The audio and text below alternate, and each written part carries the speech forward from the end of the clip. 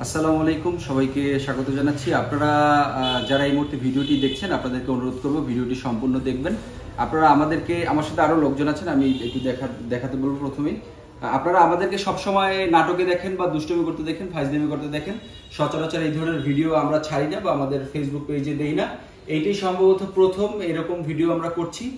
আমরা একজন মাকে পেয়েছি, যিনি তার মেয়ের চিকিৎসার জন্য রাস্তায় বের হয়েছেন। তার মেয়ে আসলে একটি দুর্ঘটনার শিকার হয়েছিল খুব বাজেভাবে, এবং তার মাথার যে কন্ডিশন, এই কন্ডিশনটাও বর্তমানে খুব খারাপ। আমরা আপনাদেরকে দেখাতে পারছি না, তারপর আমি চেষ্টা করব কিছু অংশ ভিডিওর মধ্যে পরে আমি আপনাদেরকে দেখাবো, যাতে আপনারা বিষয়টা বুঝতে পারেন।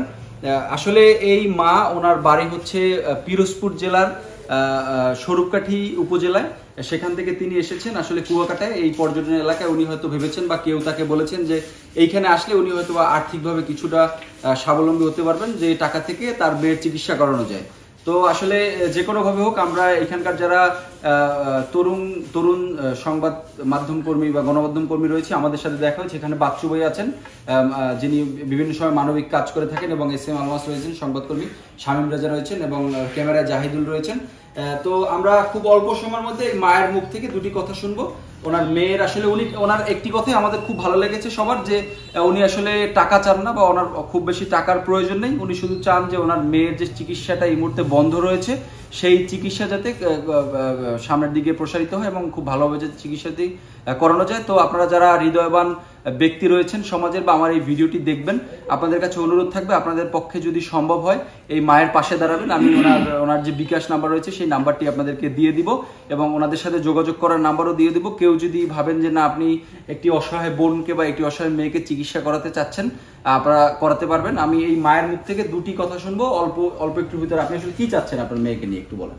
আমি চাচ্ছি আমার মেয়ের জন্য, আমি টাকা পয়সা কিছু চাচ্ছি না, কিন্তু আমি চাচ্ছি আমার মেয়েটা একটু সুস্থ হোক, ভালো হোক। আমার মেয়েটা চিকিৎসা চলুক, যদি কেউ চিকিৎসা একটু চালাইতে পারে বা একটু একটু উপকার হয়, তাই দিয়ে আমি খুশি। আমি টাকা পয়সা কিছুই হাতে চাই না, আমি চাই চিকিৎসা যদি একটু করে দিতে, তাই আমি 1000 সত্যি। আচ্ছা, ধন্যবাদ। আমি বাচ্চু ভাইয়ের মুখ থেকে দুটি কথা শুনবো, আপনি একটু এই বোনের সম্পর্কে কিছু বলবেন, আসলে একটু লাউডলি বলবেন। জি, ধন্যবাদ। আসলে আমার এই মুহূর্তে কথা বলতে অনেক খারাপ লাগতেছে, কারণ ওর মাথার যে অবস্থা, আমি যদি সংক্ষেপে বলি, একটা গাড়ির নিচে পড়েছে, চাপা পড়েছে মাথার একটা সাইড। ওকে যখন হাসপাতাল নিয়েছে, পুরো মাথার খুলে তারপরে কিন্তু ট্রিটমেন্ট করাতে হয়েছে। ওই সময়কালে আল্লাহ প্রদত্ত এক ভদ্রলোক হচ্ছে ওর চিকিৎসাটা করিয়েছেন, প্রায় 1 লক্ষ টাকার বেশি লেগেছে।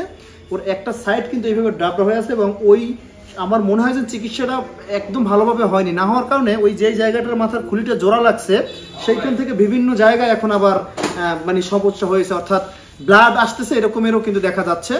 অতি দ্রুত ওর চিকিৎসা দরকার। ওর মাথা খারাপ হয়ে যাবে বা পাগল হয়ে যাবে তার সাথে বড় কথা হচ্ছে, ওর যে শরীরের মাথার সাথে যে অংশটাকে জোড়া লাগিয়েছে, সেই জায়গাটা কিন্তু এখন ওইটা নষ্ট হয়ে গেছে, যেটা ওর এত যন্ত্রণাদায়ক। ওকে কিভাবে আল্লাহ তাআলা যে রাখে আমি জানি না। মানে আমরা দেখার পরে হচ্ছে আর বসে থাকতে পারিনি। আমার ছোট ভাই আছে শাহিন, আমাকে ফোন করেছে যে ভাইয়া এরকমের একজন মহিলা আসছে, সাথে একটা মেয়ে, ওর খুব খারাপ অবস্থা। আমরা সাথে আমরা যে কজন এখানে ছিলাম ওকে নিয়ে একটু বসেছি। আপনারা সাগর একটু ভিডিওতে যদি দিয়ে দেয়, আপনারা দেখবেন যে ওর মাথার অবস্থাটা কি।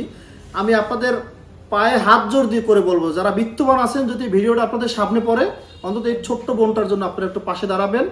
আমরা আমাদের জায়গা থেকে যতদূর সম্ভব চেষ্টা করতেছি, আপনারা একটু এগিয়ে আসবেন। এবার আমি আলমাসকে বলবো অল্প না, আমি বিষয়টা সন্ধ্যার পর থেকে তাদের সাথে আমার অনেকবার কথা হয়েছে, এখানে বসার পর 2-3 বার কথা হয়েছে, এবং আমি পুরো বিষয়টা একদম খুঁটি জিজ্ঞেস করলাম। তো আমার কাছে একটা জিনিস, আমি কুয়াকাটার মানুষ হিসেবে, কুয়াকাটায় ভিক্ষাবৃত্তি কিন্তু কন্টিনিউ, এবং পার ডে 150-200 মানুষ ভিক্ষাবৃত্তির সাথে সম্পৃক্ত।